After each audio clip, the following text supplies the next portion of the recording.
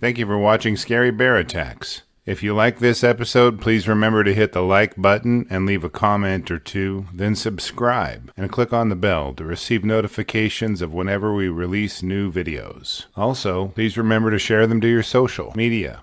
Welcome back to Scary Bear Attacks. Today's episode takes us back to a place we have visited on several previous episodes and for similar reasons. Just outside of Anchorage is the Wrangell-St. Elias Park and Preserve. In fact, Anchorage sprawls right up the edge of the wilderness area and creates a zone where bears and humans have a high likelihood of running into each other. The mountains to the south and east of Anchorage are the Chugach Range and are impressive, beautiful, and foreboding. The forest canopy here is a mix of aspens, pine, fir, birch, and spruce trees and alder as well as willows crowding the banks of every body of water. The peaks are dotted with Dahl's sheep and mountain goats visible from downtown Anchorage on a clear day. Moose, caribou, and sitka black-tailed deer may be seen amongst the dense foliage and lush mountainsides in the Chugach. Dominant predators in the area include wolves, coyotes, black bears, as well as brown bears. It is in this beautiful scene in which our episode takes place today. On June 19, 2018, 44-year-old civil engineer Mike Soltis was just putting some chicken in the sink to thaw for dinner around 4:30 in the afternoon. Mike worked for the Alaska Native Tribal Health Consortium, overseeing and designing rural water projects around the state.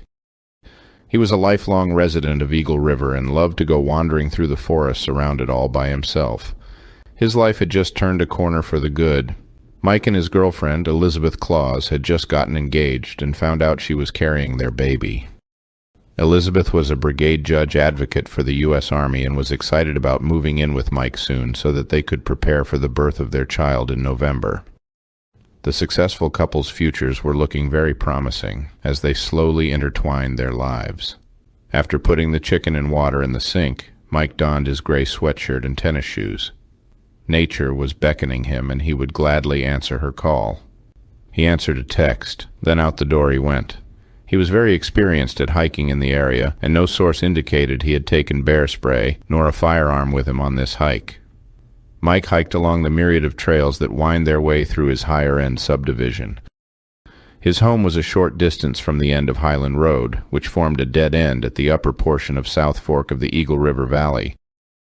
After that, hiking trails took over and meandered through brush and slope. But hikers are not the exclusive users of hiking trails. By Tuesday afternoon, no one had heard from Mike. Sean Railt, one of Mike's close friends, decided to go up to Mike's home and check in on him. Upon arriving, he entered Mike's home and called for his friend and looked through the home. Sean could see the chicken still in the sink but couldn't find Mike anywhere. There was no note and his vehicle was sitting in the driveway, so he had to be nearby. Sean went outside and walked the property looking for Mike or a clue to his whereabouts, but found nothing. With growing concern, Sean immediately called everybody that he could think of that might have insight into Mike's location. This network of friends and family quickly posted on social media and communicated to form a search party. Mike's father hired a private helicopter and pilot to search from the air as foot searchers converged on his last known location. His close friends and family reacted quicker than the authorities and began searching without them. By Wednesday morning, several groups of ground searchers arrived and devised a plan to walk the trails of the subdivision and try to find Mike. 51-year-old Paul Vasquez was searching alongside Mike's cousin, Wendy Yeoman. Wendy was walking with the other searchers when she felt an urge to go down a small ravine and look for Mike there.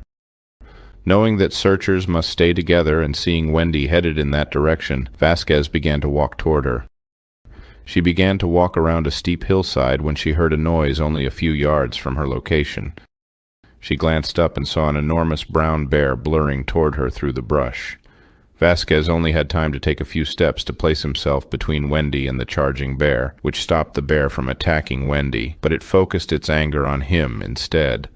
The bear clamped its jaws on Vasquez's leg and shook its head from side to side. It wrapped its massive claws around his lower leg and pulled him toward itself, eliminating his escape. Its teeth drove deep into the flesh of Vasquez's leg as he screamed in pain. Vasquez was pulled to the ground when the bear briefly disappeared into the bushes. As Vasquez tried to crawl away, the bear emerged once again to resume its attack on him briefly. Wendy could only look on in desperation while she screamed for help. A small group of searchers sprinted toward Wendy's screams and drove the bear off of Vasquez and back into the surrounding bushes. Vasquez's leg wounds were serious, and the searchers began to bandage his leg with a tourniquet to slow the bleeding. They quickly devised a plan to get him back to the road and loaded him into one of the searchers' vehicles. Vasquez was driven to the nearest hospital for emergency medical treatment. The authorities immediately announced that anyone in the area should stay away from the attack scene due to the bear's aggression. Once the searchers were removed from the area, APD officers arrived on scene and began searching for the bear.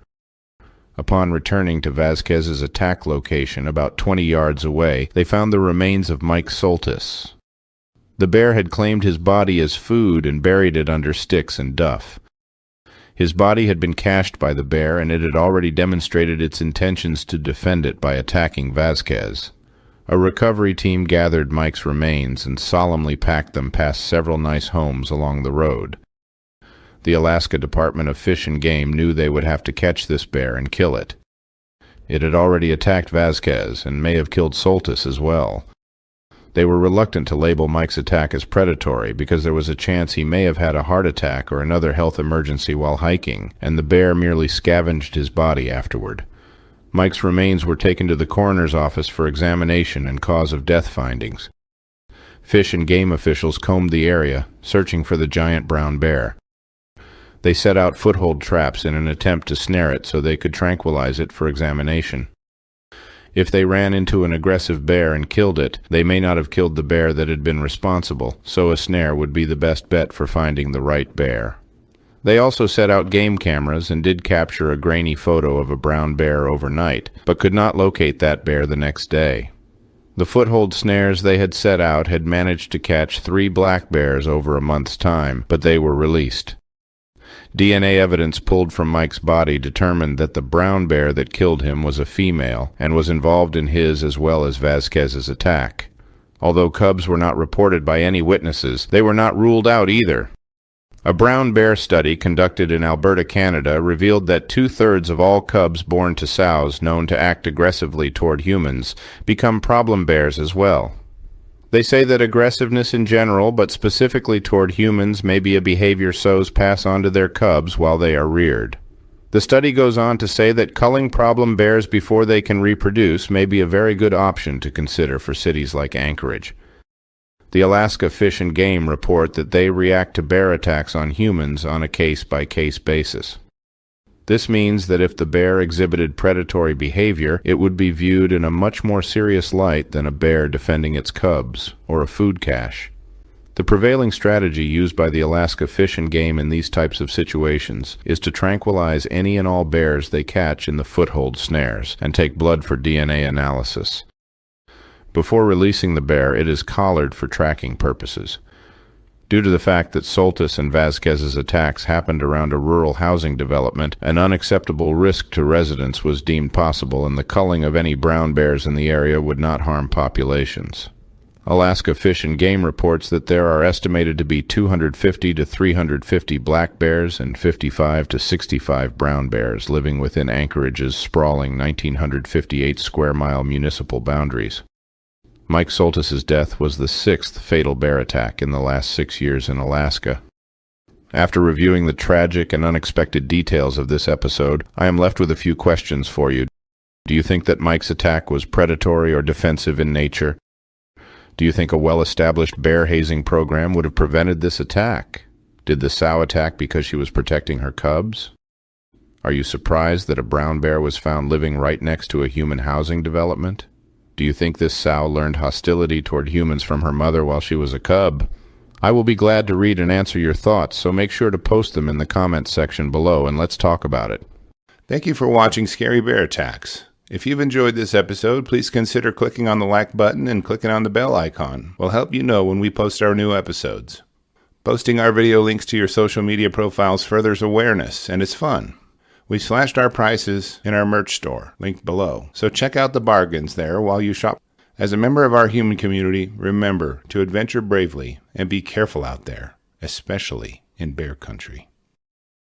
I would like to thank our Patreons, Angela Hammett, Marvin Alexander, Pam Stevens, Lulu0000, Splash Log, Trevor Hannon, Jesse J. Driss, Janelle, Holly, Omar, DeLeon, CJ, Avant, Kathy Ashuri, Diane Collier, Sandy Nielsen, Justin Land, Stephen Earl Smith, Stephen McLaughlin, AJ Miller, Homa Masters, Ricky Helms, David Atkins, Shoulders Repeat, Josh Paz, Gerald Purcell, Justin Appropriate, Christy Knapp, Dan Kemp, CCC, NC Allen, LaFramboise, Regina Gilreath, Ballard, Sheldon Lewis, Sheila Baker, Masij Kowalski, Carl Childers, Brandon Watts, Dion Lynch, Debbie Hannanen, HTD, For Life, Biotoxic Beast, Gary Eric, Seal Rose, Victor Senkyu, Abhishek Bunia, Tracy Green, Young Games 34_, Nina Allison, Heather Lee, Christian Duran Terrell, Matt Mochi, Connor, Lavin, Stephen Wilkinson, Werner Voss, Ella Justin Curry, Susan Holt, Butterfield, Sebastian Keelak, Brandon Wizard Wood, Nicole N., Angel Barnhill, Joey Pinter, Mauro Padano, Boobry, TJ Schools, Katie V. Wright, Gary Highland, Cody Love, Catsy Murphy, Andrews, Matt Bagden, Lindy Dawn, Alejandro Figueroa, Ian Romelor, Darcio Pacifico, Rose H. Lori McKay, Carrie Peters, Melissa Gottlieb, Megan Trend, Nathan P. Cole, Rodriguez, Aurora, April Donovan, Ryan Cernicki, Chris Marler Wayne, Washington, Fluffy Feet, Cheyenne Greg Schaefer, April Donovan, and Drone Adventures. Your support means the world to me.